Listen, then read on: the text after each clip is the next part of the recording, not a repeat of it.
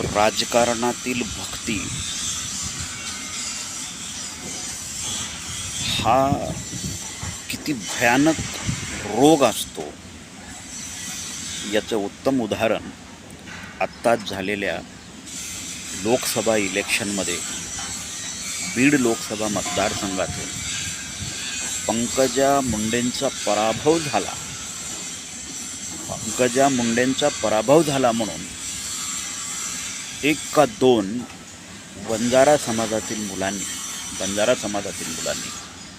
Suicide केलेली आहे, आत्महत्या केलेली आहे. आतापर्यंत बीड जिल्हा हा मुंडे कुटुंबांचाच होता. एकदा काय तो जिल्हा दुसऱ्या कुठल्या जातीकडं त्याचं नेतृत्व गेलं तर आगडोंब उसळल्यासारखी परिस्थिती बीडमध्ये निर्माण करण्याचा प्रयत्न चालू आहे. आणि त्याचाच परिणाम म्हणून काही तरुणांनी तिथं आत्महत्या केलेल्या आहेत. खरं तर ही राजकीय अंधभक्ती देशासाठी आणि समाजासाठी सुद्धा घातक आहे. अंधभक्त सगळ्याच पक्षात आहेत, सगळ्याच नेत्यांनी ते पोसून ठेवलेले आहेत. जसे कुत्रे पोसतो आपण तशा पद्धतीनं भक्तांना नेत्यांनी पोसून ठेवलेलं आहे.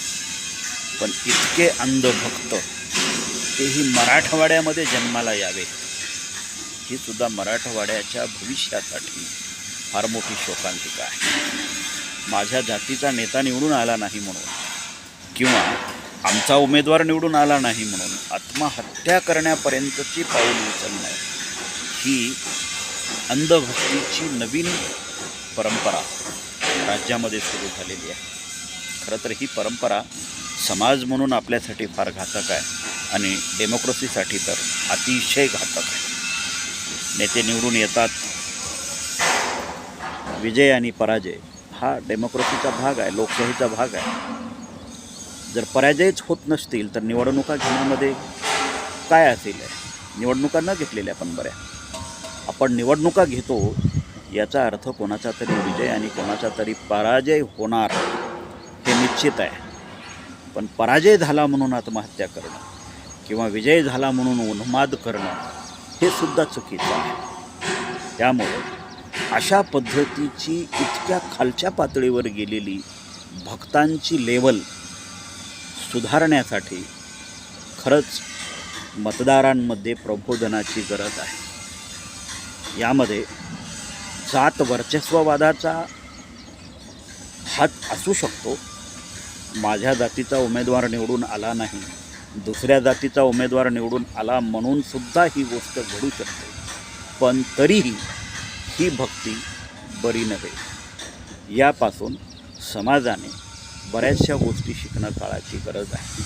अन्यथा आपण ज्या काही निवडणूक प्रक्रियेचा भाग म्हणून डेमोक्रेसीला उचलून धरलेला आहे, ही डेमोक्रेसी एक दिवस धोक्यात आल्याशिवाय राहणार नाही. नेते जन्माला येतात आणि ते सामाजिक पटलावरून नाहीशी सुद्धा होतात. याचा अर्थ असा नाही की एखादा नेता निवडणुकीमध्ये पराजित झाला म्हणून लोकांनी आत्महत्या करायची. नेत्याबद्दल प्रेम, आपुलकी भावना असणं ठीक आहे, त्यामध्ये फार मोठी बाब नाही आहे. पण भक्ती हा भारतीय समाजव्यवस्थेला लागलेला कलंक आहे आणि तो कलंक आता उग्र रूप धारण करताना दिसत आहे.